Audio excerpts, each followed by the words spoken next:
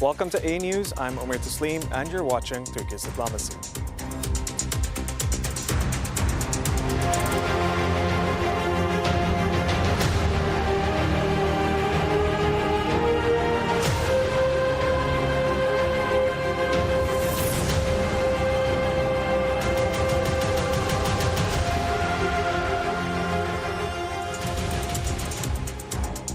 On today's episode, I'll be discussing Turkey's space ambitions and the launch of the Türksat 6A satellite. We'll also analyze the latest developments in South Asia as Trump's trade war escalates. I'll be joined by Daily Sabah's editorial coordinator, Dr. Mehmet Çelik, and political analyst Ross Feingold. But before we begin our discussions, let's take a look at this news report.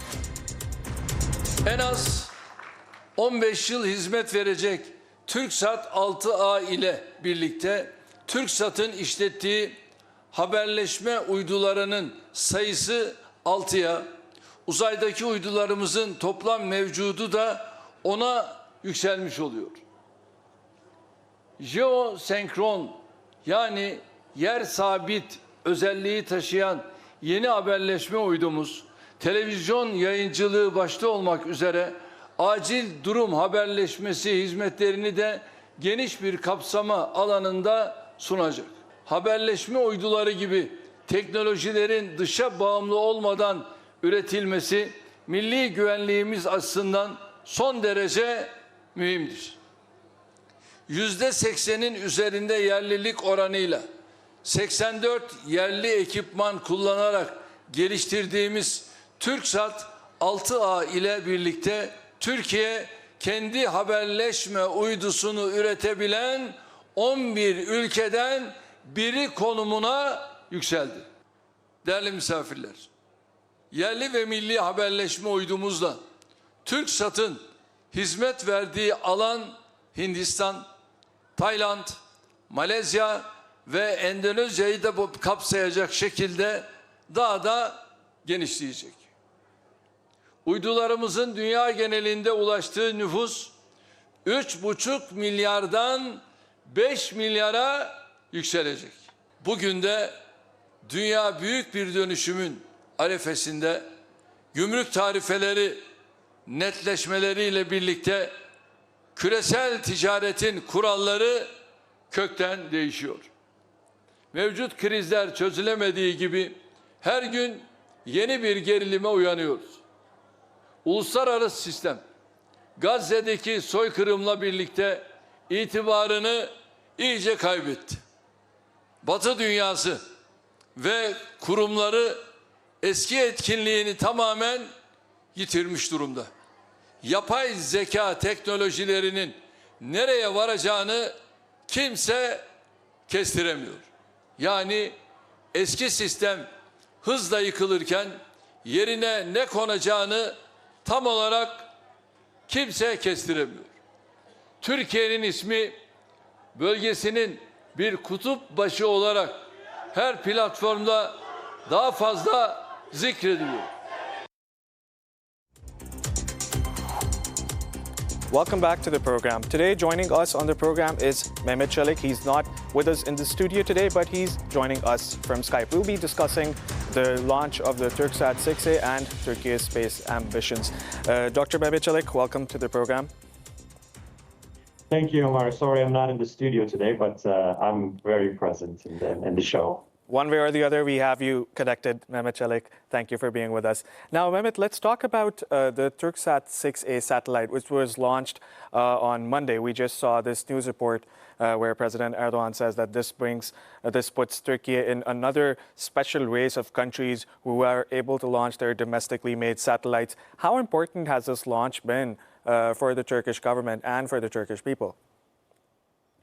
Well, Omar, before we actually, go back to earlier this week and talk about this satellite 6A, Türksat 6A, I think the importance of communications in a country where there's a lot of earthquakes and it's an earthquake-prone country, having a strong communications infrastructure is very important. And I think yesterday's unfortunate earthquake in Istanbul showed once again how important it is to have this very advanced technology when it comes to having a strong communications infrastructure. To go back to your question, this work, I mean, this launch earlier this week, is not a matter of, a few years. It's not a matter of just having a project and launching this satellite. It's a matter of 20 years, actually more than 2 decades of work that was put into, through engineering, through different projects, so that this can be launched this week. It's a very accumulated effort. It's a very accumulated work. But behind all this work, behind all this effort, behind all this know-how and research and development is a vision. I think this is something that needs to be highlighted. Without a vision, it is not easy. It's not possible almost to accomplish such successful projects that affect the future generations, that affect a country's, moving from one league to another when it comes to technology. Türkiye had a goal. Türkiye has had many visions, many goals, but most of the times in the past, these goals and these visions were not supported by the political will or by the political governments at the time or in previous years. Now, this government, since it's been in power for the past 2 decades, has always supported this idea to be self-reliant. And I think this is the second important point about this launch, that Türkiye is trying to establish its technology, its military advanced capabilities, its economy at many different levels, is trying to be self-reliant and minimize this dependency when it comes to know-how and when it comes to technology. And previously, when Türkiye was very dependent, let's say, in military technology or defense industry, now it is actually a technology exporter. With this communication satellite, this is a similar case. It is an 80% indigenous production. It's also many of the components, I think 84% of the components are also domestically produced. Now, this makes Türkiye not just a consumer of technology, but also a producer of technology, where you can actually export this know-how, export this technology to other countries. And Türkiye is now one of the 11 countries that actually can do this production. Moreover, I think the most important part of this communications launch and the satellite is that there is an ecosystem that is needed for all the countries to ensure that their national security is solid. And communications is part of that. Previously, where we had only land, air, and naval forces, now we're talking about communications army. We're talking about space and cybersecurity. For this ecosystem to be flawless for the national security of a country, I think the communication is a very key part of that. And having a self-reliant communications infrastructure is almost a non-negotiable if you want to ensure that your national security is solidified and also in sync with other components of your national security, be it air, naval, or land military. But now we're talking about cybersecurity. We're talking about financial security, or financial institutions security when it comes to cyber security. We're talking about space now. So Türkiye wants to be in league with those countries that will be moving from ensuring their national security on the planet, but now they're actually moving to this area we call space, and that is where it is going to start from now. And this is where the new game will be beyond the borders, beyond our planet even. There's a big competition when it comes to space and cybersecurity, and I think this is where Türkiye wants to be, not just for today to ensure that our TVs and phone lines are working, but for future generations where the competition will be beyond the planet. And I think this is a very solid establishment when we're talking about preparing Türkiye for future generations. Mehmet, I believe we're having some technical difficulties, so we're going to take a look at this news report and we'll try to reconnect with you again in the next few minutes.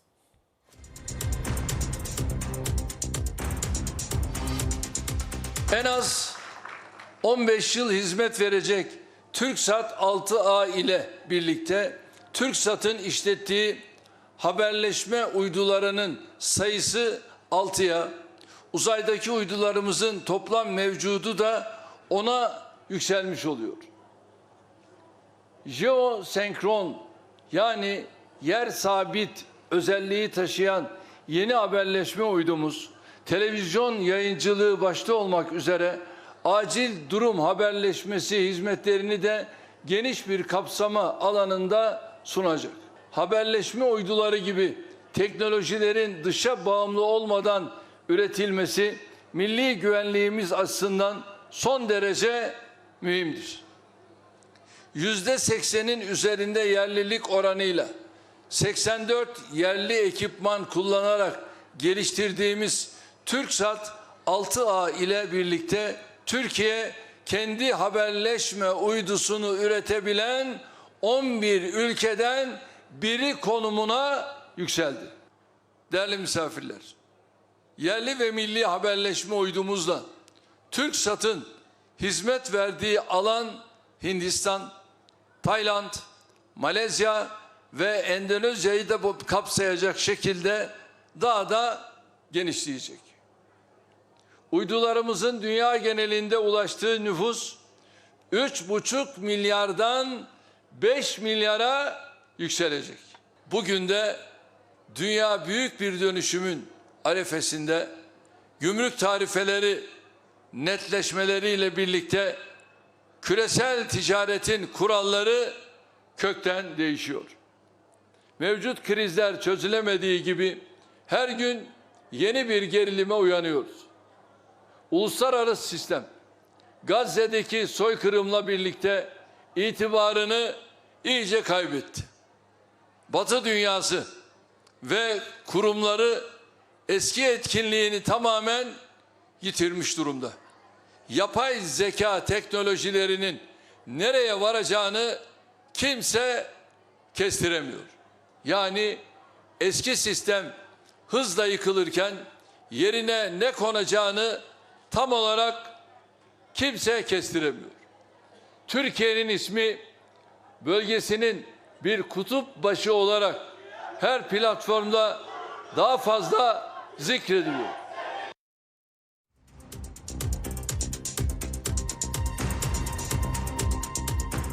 Welcome back to the program.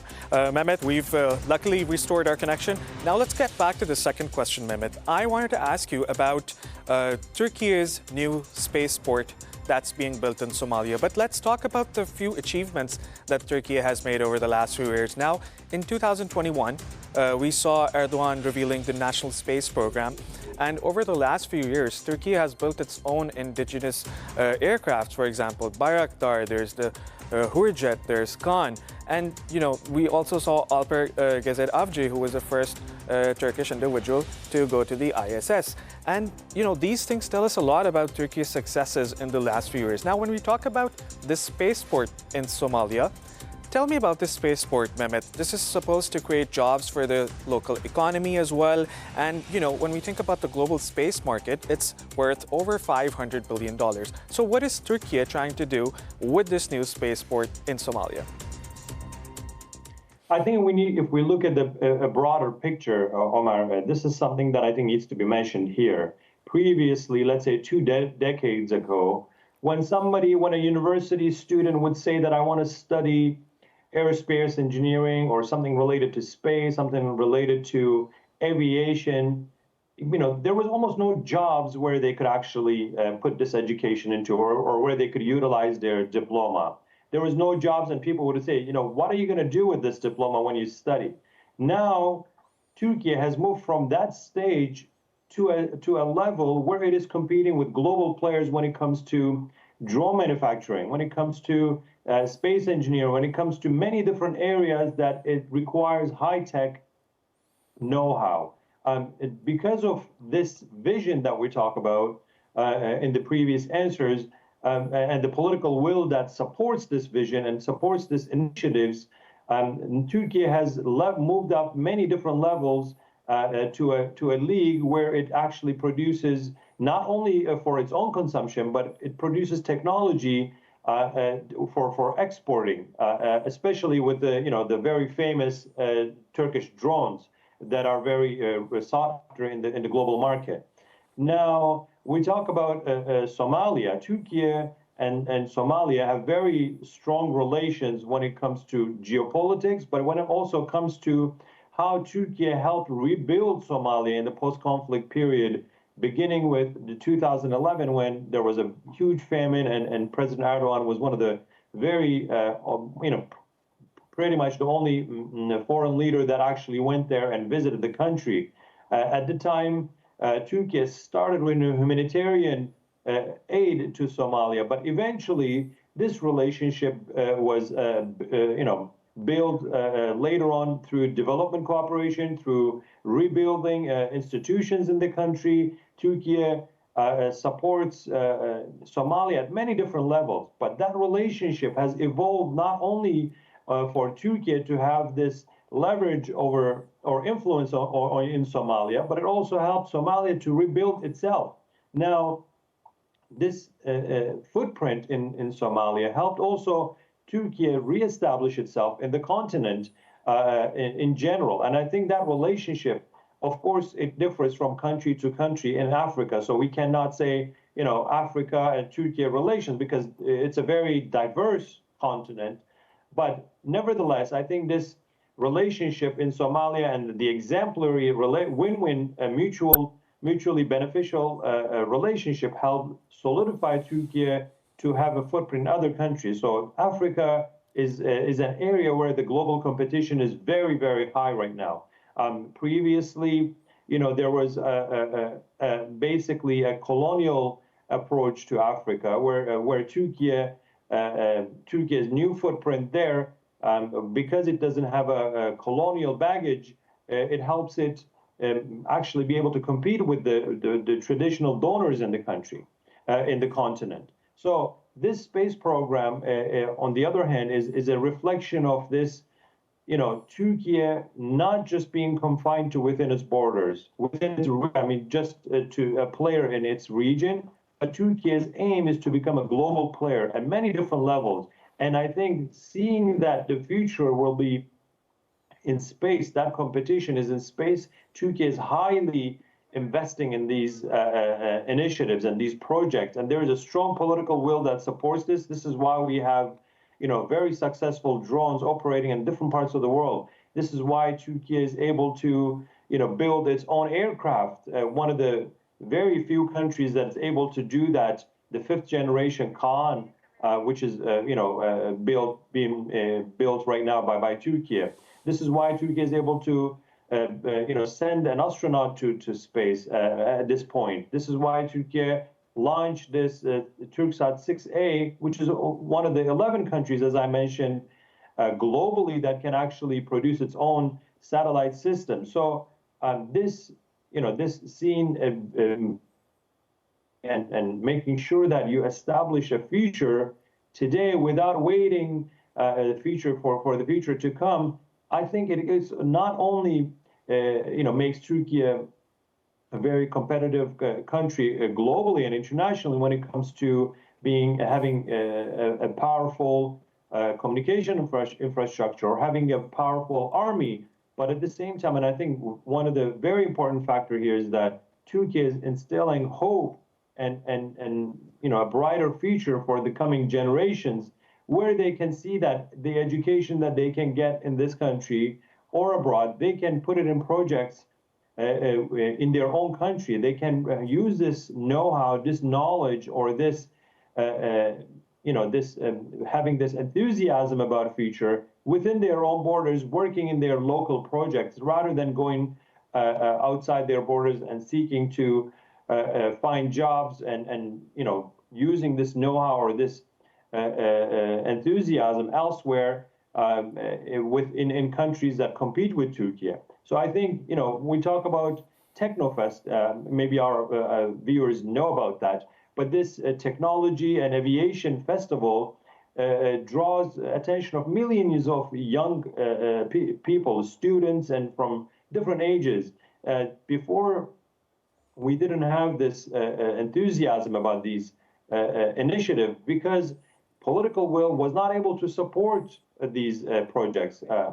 Turkey's economic power was not able to support these projects. But now, because we have this solid support behind a future generation, I think there is a groundswell that comes from Turkey that will be, when it comes to technology, when it comes to space, when it comes to aviation, when it comes to defense industry, Turkey is able to build its own muscles in these areas that, solidifies this infrastructures that are needed for a better future and for the coming generations.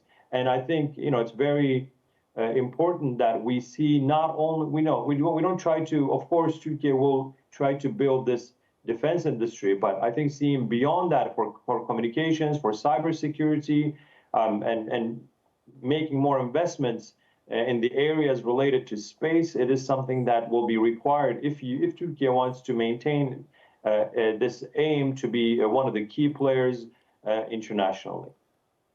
Dr. Mehmet, thank you for joining us on the program today. We'll see you in the next episode next week. Thank you.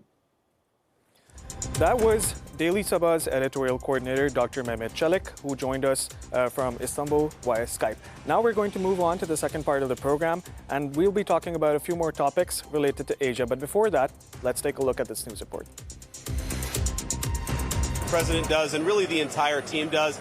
It's one of the most bizarre things about the Hegseth nomination. From the very beginning, the media seemed to want to tank it. And when they failed and they got confirmed, they decided they wanted to keep on that effort to destroy Pete Hegseth as a man, as a Secretary of Defense. I think he's doing a great job. I think that he's brought a certain spirit back to the Department of Defense. And if you look at our military recruitment numbers, that's, in my view, the best testament to his leadership of the military is that for the first time in a very long time, we don't have terrible recruitment problems in the Army, the Navy, and the Air Force. That's a great testament to his leadership, and I wish, frankly, the press talked more about that and not about anonymous sourcing from random staffers. Well, look, we're talking to everybody, especially our most significant trading partners. I believe Secretary Bessent's talked a lot about what we've done with Japan. I talked with Prime Minister Modi about this, and of course we announced that we have come to the terms of reference. So we're making progress across the board.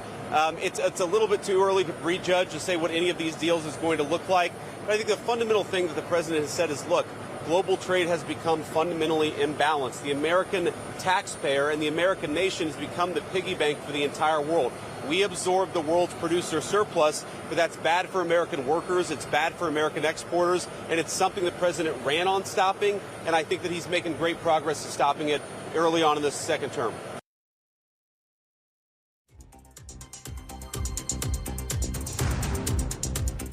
Welcome back to the program. Now we're being joined by Ross Feingold, who's a political analyst. He's going to join us from Taipei, Taiwan. Ross Feingold, welcome to the program. Thank you. Ross, I want to start today's discussion with the U.S. Vice President J.D. Vance's trip to India. Now, he has wrapped that trip, but during that trip, a lot of essential aspects of bilateral ties were discussed as well. So how are you looking at this visit? Tell me more about this visit. There were many things that were discussed. They want to increase their bilateral trade volume to over $500 billion by 2030. What else do we know, Ross? There are three significant aspects to the trip. There's the security defense aspect, there's the trade aspect, and then broadly speaking, the political aspect. With regard to the political aspect, President Trump had a good relationship with Prime Minister Modi during the first Trump term. And I think the early visit of Modi to Trump in the White House at the start of the second term, and now a visit by the vice president to India, shows how high priority the political relationship is with India for the Trump administration. Now, part of that has to do with countering China, and part of it has to do with the other items I mentioned, which are defense and trade. Clearly, the United States wants India to invest more in its defense and to buy more U.S. weapons. That's just sort of the nature of the defense interactions. And again, cooperation with countering the growth of China's military, whether on the border with India or in the South China Sea. So the United States is certainly looking for India to play a greater defense role. And then on trade, just like with other countries, Trump has raised or indicated that there'll be reciprocal tariffs on India. But the interesting thing here with that is clearly India, with a few other countries, is a priority country for the United States to reach a deal with over trade and tariff issues. Other countries are just going to have to stand in line. But U.S. and Indian negotiators are already working on a deal. There's been a lot of positive news stories about the likelihood of a deal being reached soon. And Vance going to India and talking about the deal, I think will just accelerate the timeline even more to reach a deal. So this is a good time for India-U.S. relations and the new Trump administration for a variety of reasons.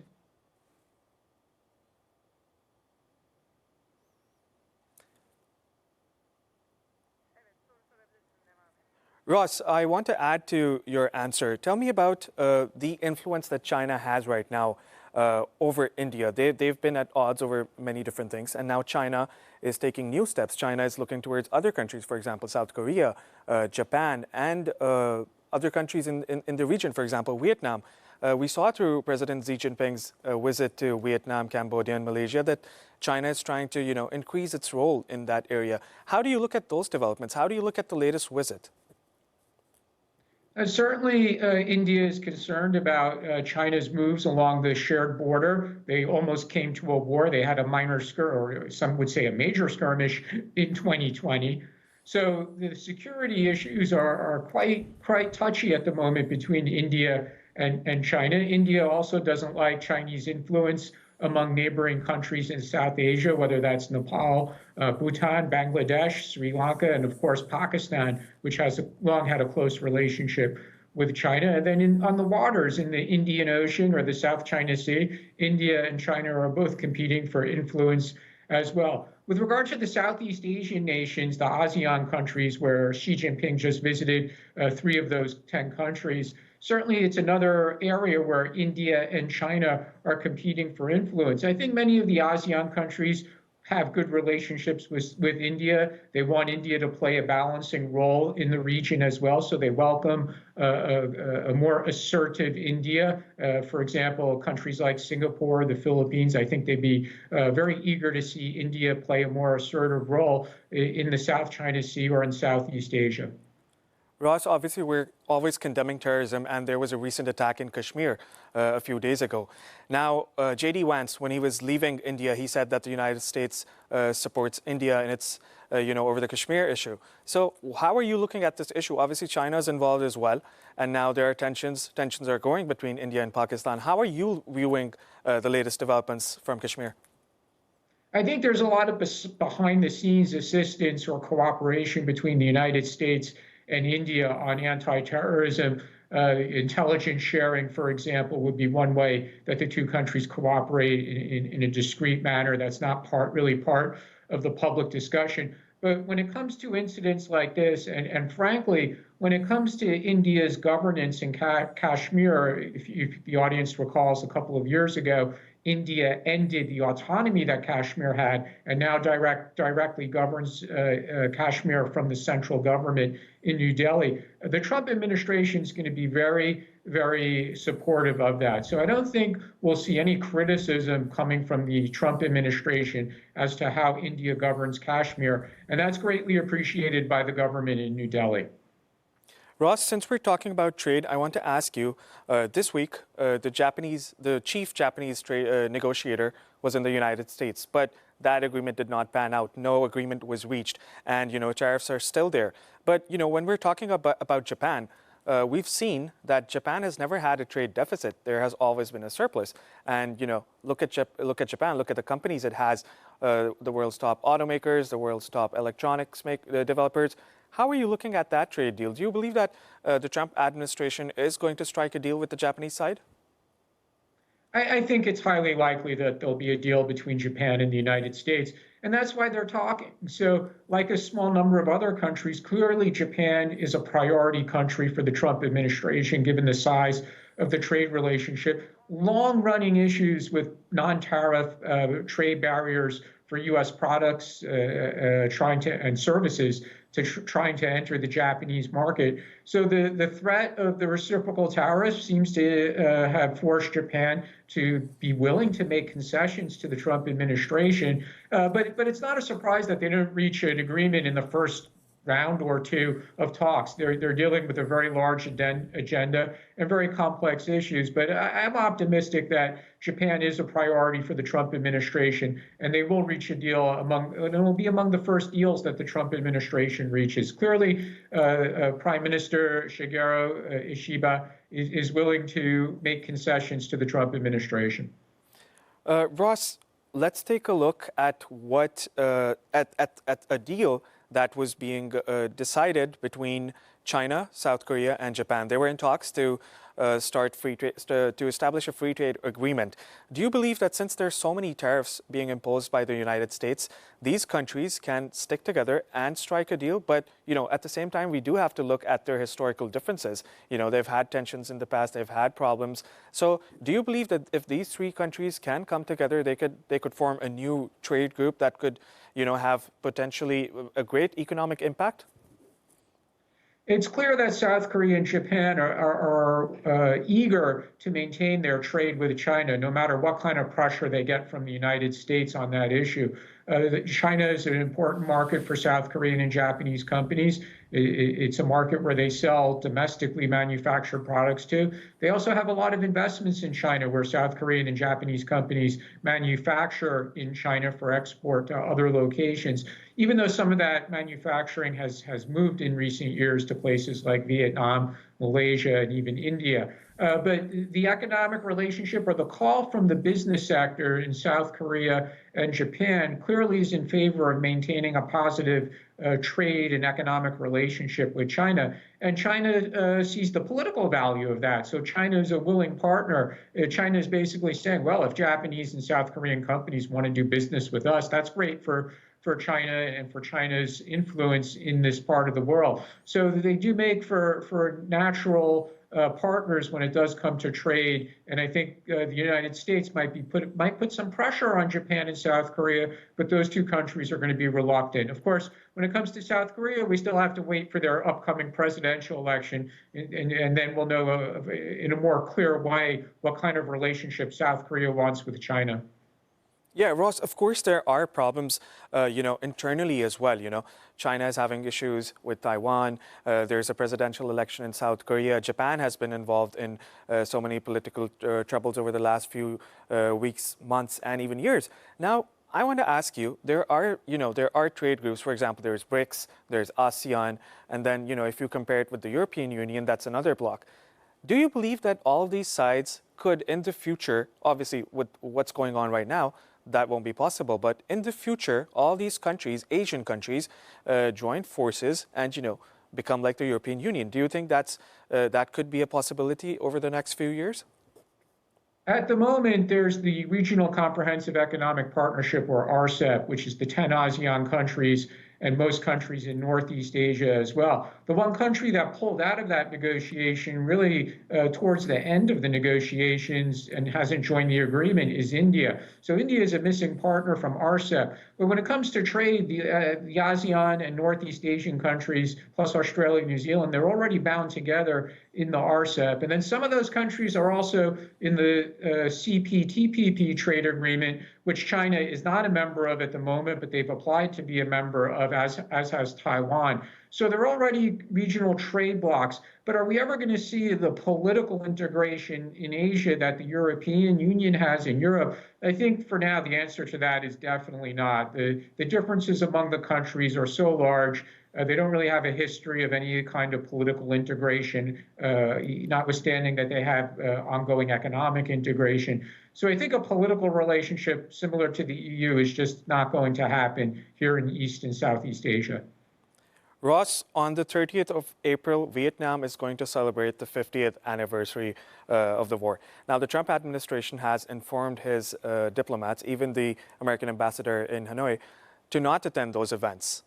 Tell me more about these developments. Why has the U.S. administration asked its diplomats to not attend these events? This was quite an interesting story that's been breaking over the past few days. Ever since the United States and Vietnam established diplomatic relations in the mid-1990s, reconciliation between the two sides that fought a war for so many years has really been the guiding effort or even principle of the bilateral relationship.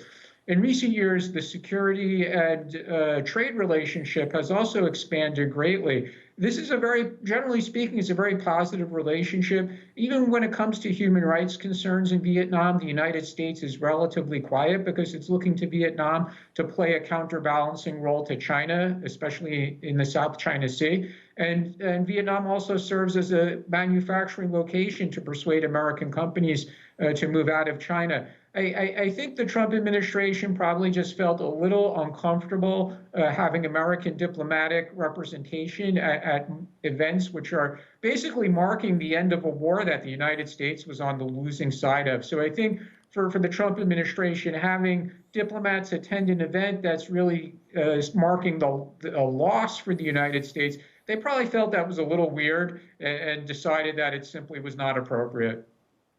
Ross, before I let you go, my final question for today is, this week, Pope Francis passed away on Monday at the age of 88. Last year, he was visiting Asia, where he spent 12 days in different countries. He was in Indonesia, Papua New Guinea, Timor-Leste, and Singapore. What sort of a legacy has Pope Francis left in Asia, Ross? He did make multiple trips to Asia. He did visit one of the largest Catholic countries by population, Philippines, in 2015. He was certainly well liked in the Philippines. Other countries that have minority Catholic populations, they appreciated his efforts to visit. He even visited Mongolia, which has only a handful of Catholics. But again, I think Catholics across the region, they greatly appreciated the efforts. And Pope Francis was known for this. He was known for traveling around the world to countries with relatively small Catholic populations. And that included his multiple trips here to Asia. He was also a supporter of the peace and reconciliation process between Muslims and the Christian majority in the southern part of the Philippines. And he called for a good treatment of refugees. And we have a significant refugee situation in Myanmar, where the Rohingya Muslim minority has largely been expelled to Bangladesh.